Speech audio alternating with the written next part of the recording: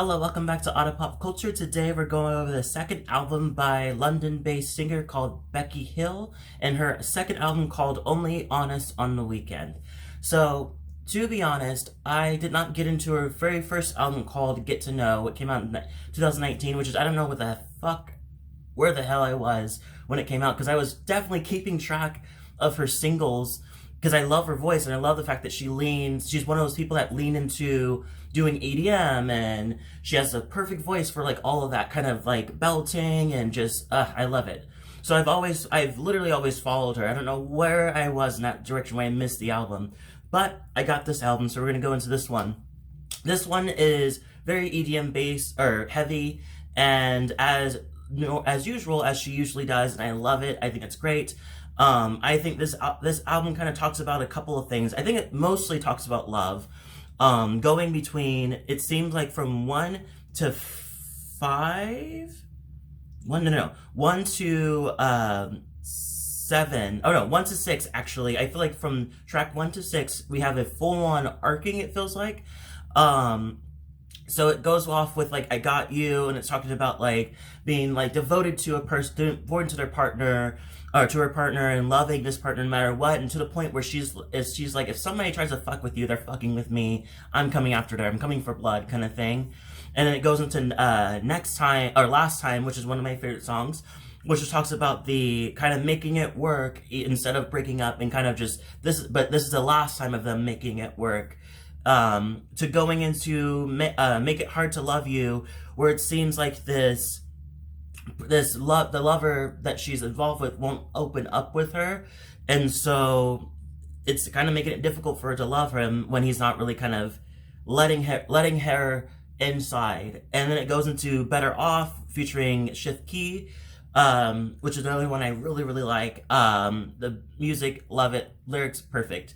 This one talks about pretty much talking about the after the fact, I guess. So it seems like she left after the Hard to Love You, so now she's feeling better because now she realizes that she's been kind of surrounding her world around this relationship and not really focusing on her.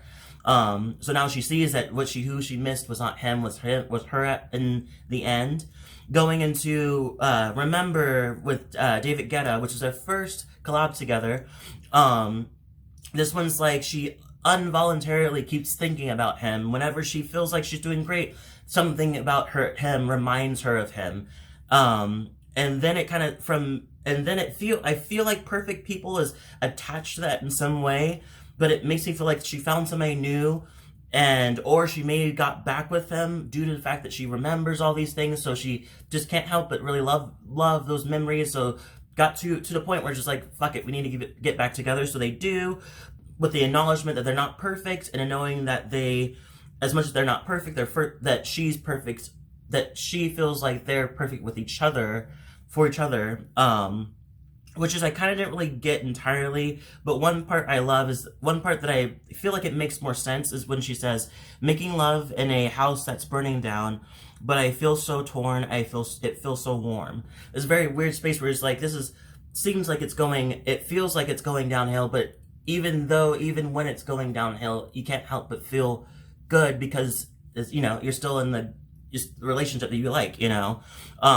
and then it goes into a different direction where it turns into kind of like clubby, which is I do like. It gives you more features with Topic with My Heart Goes La Da Da, and I feel like that one is really nice. This one's just being there for really being into this guy that she's into, and the next one could be my Somebody with Samba. This one has just for a night though, just for a night. It's a one night stand type of thing. I really love the two-step production in that. I think it's so nice. Business featuring Eyre. Hope I pronounced that right. Oh my god, I've been waiting. It crossed my mind. I feel like I might have said this in a video one time, but I feel like I said, I wish that they would just do a song together, because they have this very similar voice. They both can really blend naturally. They both have great high belting like ranges, so they can definitely kind of really do a good song. So yeah, so glad it happened. I'm so glad that MNEK joined in with the lyrics and the production, and it worked so well. I loved it. Waiting Not Looking has to be the most underrated one. I don't really know. To me, it is, because it feels like it's so short, but it packs so much into it. And with the help with Tom Esball, who I also reviewed too, his last album, with the help of lyrics, it's just so good. Such a good short song. It's pretty much one of the parts I love, or the main part I love, is we should let things just happen. I'm not lonely, it don't matter. I'm not lonely, it don't matter. You will find me not waiting, or waiting, not looking.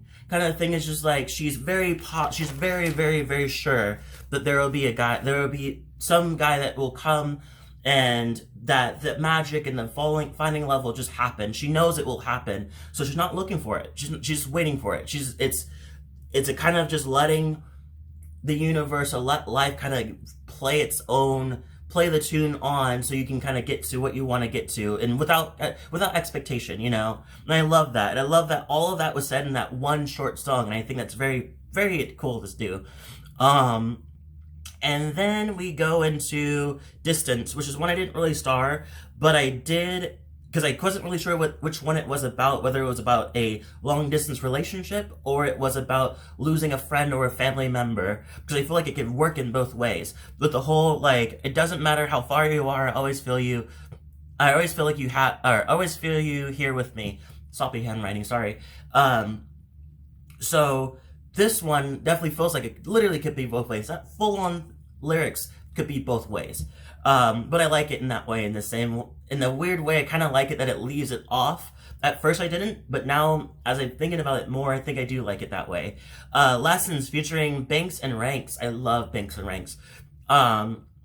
This song is pretty much talking about the whole direction of not being bitter, not being upset, not being anything, just like, I learned my lesson from this situation, for this bad situation. So pretty much in her situation, it's having a bad relationship, and she's like, she says, I could ruin your life, make you pay for the headache you have caused me, but I won't, because every time you hurt me, left me cold.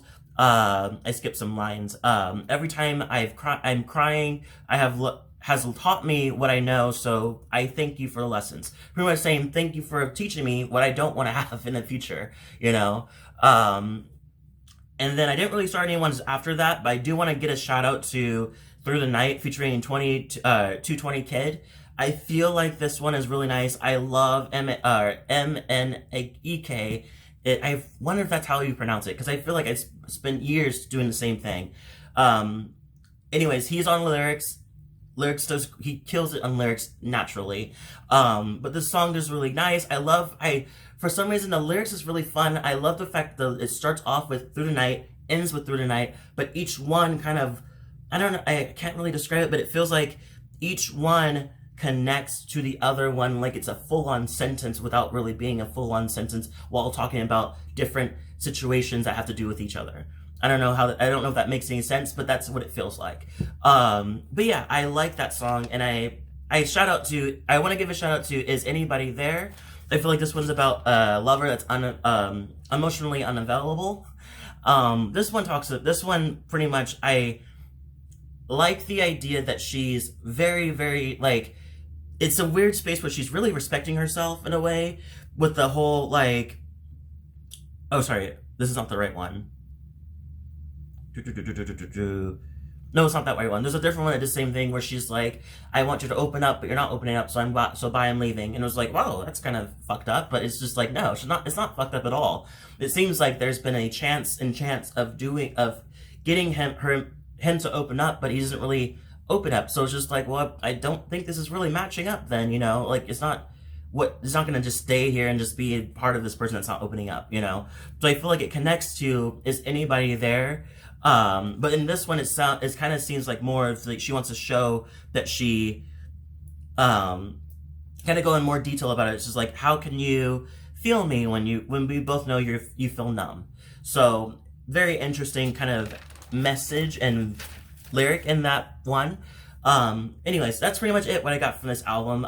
There are some songs I felt kind of repetitive because of the EDM sound and the dance sound, kind of just like, I'm not really impressed with the